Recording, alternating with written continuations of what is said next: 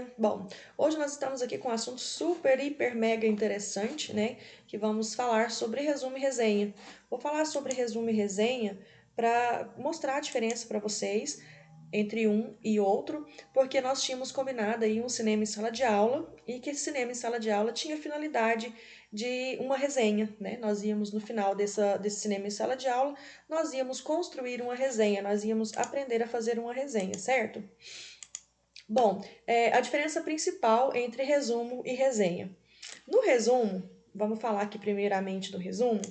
O resumo ele vai descrever os acontecimentos, né, ou um texto, um filme, de forma breve, sem detalhes e sem a sua opinião, sem a opinião do autor ou a opinião de quem está escrevendo sobre aquele assunto. Ele simplesmente vai resumir, proporcionar uma apresentação breve, fiel no texto. Você só vai usar elementos do texto, você não vai trazer nada de novo, nenhuma informação nova, você não vai acrescentar a sua opinião, você não vai fazer nada, você simplesmente vai escrever de acordo com o que está lá, você não vai acrescentar nenhuma informação nova.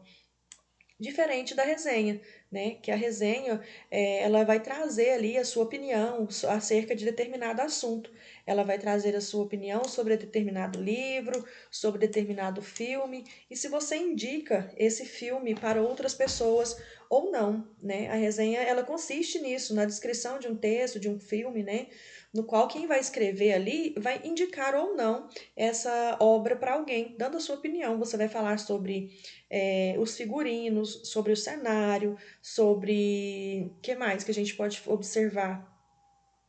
O local onde esse filme foi gravado, né? Então você vai fazer várias observações nesse sentido.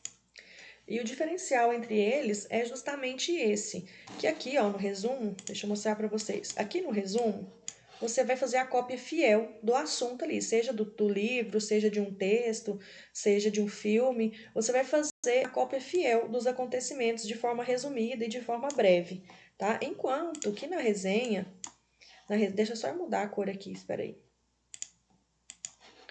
Enquanto que na resenha você vai dar a sua opinião, você vai falar sobre o figurino, você vai falar sobre os personagens, você vai falar sobre tudo, principalmente fazendo também ali um breve resumo da história. Resumindo para ficar possível. No resumo, você vai simplesmente fazer uma cópia pequena do texto que está ali para você, ou um resuminho do filme, da história do filme. Na resenha, você vai contar a história de forma resumida, mas você vai colocar a sua opinião. Colocar ali a opinião, se você recomenda ou não, e por que você não recomendaria este filme para alguém, tá? Ah, Miris, mas a diferença é só essa? Sim, a diferença é só essa. Coloca na sua cabeça. Simplesmente, o resumo é uma cópia fiel do texto e a resenha você vai fazer um resumo com a sua opinião, falando se você recomendaria ou não e por quê, e o que que você achou do cenário, dos figurinos, do que você achou do local onde foi gravado o filme, tá? Então é mais nesse sentido mesmo, é de você dar realmente ali a sua opinião, o que que você achou e se você recomendaria ou não para outras pessoas esse filme, tá? Vamos seguir. Aqui eu trouxe para vocês o que deve ser observado durante esse filme. No caso do nosso, que nós vamos fazer sobre o filme, né? O que eu preciso que vocês observem nesse filme? Eu preciso que vocês observem o cenário. Peraí. Preciso que vocês observem o cenário, se o cenário foi bem feito, se está sendo gravado em um local bacana, o filme, se o cenário realmente te fez sentir ali naquele lugar, vivenciar realmente aquela história ali e tudo mais. Você vai observar também o figurino dos personagens e você vai falar sobre esse figurino dos personagens na sua resenha. Ah, o figurino dos personagens eu achei legal e tal. Você vai colocar sobre o figurino aqui dos personagens depois na sua resenha. E a história de um modo geral. O que seria essa história geral? Você vai observar se a história que contou o filme, se ela superou suas expectativas, se aconteceu da forma que você achou que o desfecho ia ser, se você achou que foi, se você achou que foi condizente, né, que o final foi condizente ali com a história, se deu, você concorda com aquele final e tudo mais. Aí, com isso, de tudo isso, você estará fazendo a sua resenha, tá? Essa será a sua resenha. Outra coisa, no final da resenha, por que as pessoas devem assistir ou não esse filme? Olha, eu acho que as pessoas podem assistir esse filme, ou eu recomendo esse filme. Eu gostei muito da parte que eles falam sobre o choque de culturas e tal, e que você vai defender o porquê que você acha que as pessoas devem assistir ou não esse filme. E seguindo o bonde aqui, né, o nosso filme de hoje vai ser sobre a Maçai Branca. Esse filme é um filme que traz um choque de culturas, né? Que vai falar sobre uma tribo, a tribo Maçai, lá na África do Sul. Olha, o nosso nome do nosso filme chama-se A Maçai Branca. Miris, e por que chama a Maçai Branca? Gente, Maçai é um grupo, né, étnico africano de seminômades que eles vivem lá no Quênia, no norte da Tanzânia também tem esse grupo Maçai. É uma tribo da África, né? São povos africanos, seminômades. O que é seminômades? Que eles vivem mudando de um lugar para outro, não moram sempre no mesmo lugar. Eles moram um tempo num lugar, um tempo em outro. Basicamente são os nossos ciganos, né? Os ciganos aqui do Brasil.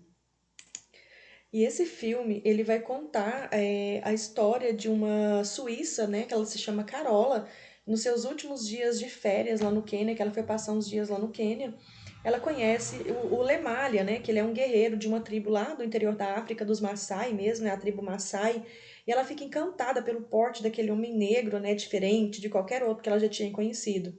E ela sente por ele uma grande atração. Ela fica com ciúme do namorado também durante a viagem, né? E então ela resolve ficar lá no Quênia para ver se tinha alguma coisa a mais para viver com o Lemalian ou se era somente uma atração mesmo. Então ela estava super curiosa para saber o que poderia acontecer ou não entre os dois. E é quando ela resolve arriscar tudo, chutar o balde, largar tudo para ir atrás do Lemalian para ver se pode ter alguma coisa a mais para os dois viverem juntos lá no Quênia, né? Só que o que ela encontra quando ela resolve ficar com o Lemalha, ela encontra um mundo totalmente diferente, né, do que ela costumava viver antigamente. Então, são costumes totalmente diferentes de onde ela vem, né?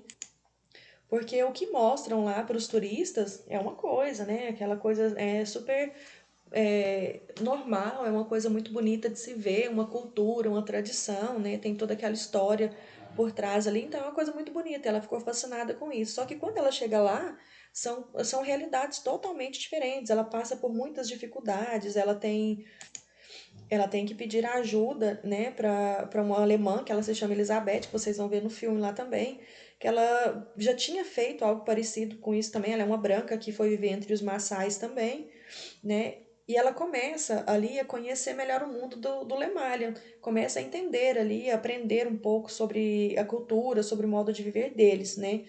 E mesmo com certeza que ele gostava dela e ela gostava dele também, ela vai ter que ser muito forte para suportar as diferenças e as grandes dificuldades que esse modo de viver ia trazer para os dois. Porque ali não era só ela que teria que habituar com os costumes dele, ele também teria que começar a aprender a, a, a conviver com as diferenças dela também, porque ela vinha de uma cultura diferente, ela vinha da cidade, né? E ali é uma cultura totalmente diferente, no meio da África praticamente, né?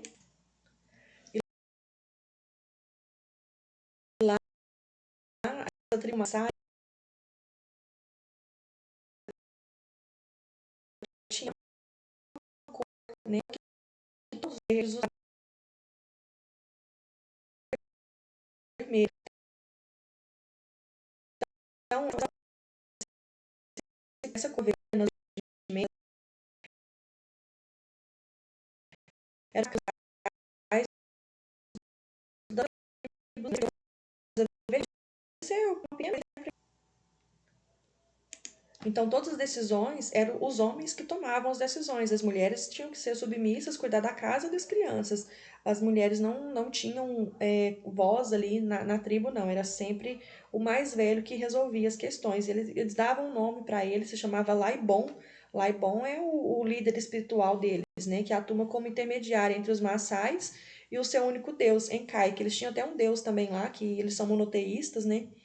Tem um Deus só, acreditam só em um Deus, mas eles tinham um intermediário que servia entre uma ponte, que servia como uma ponte entre o povo Maasai e o seu Deus, né?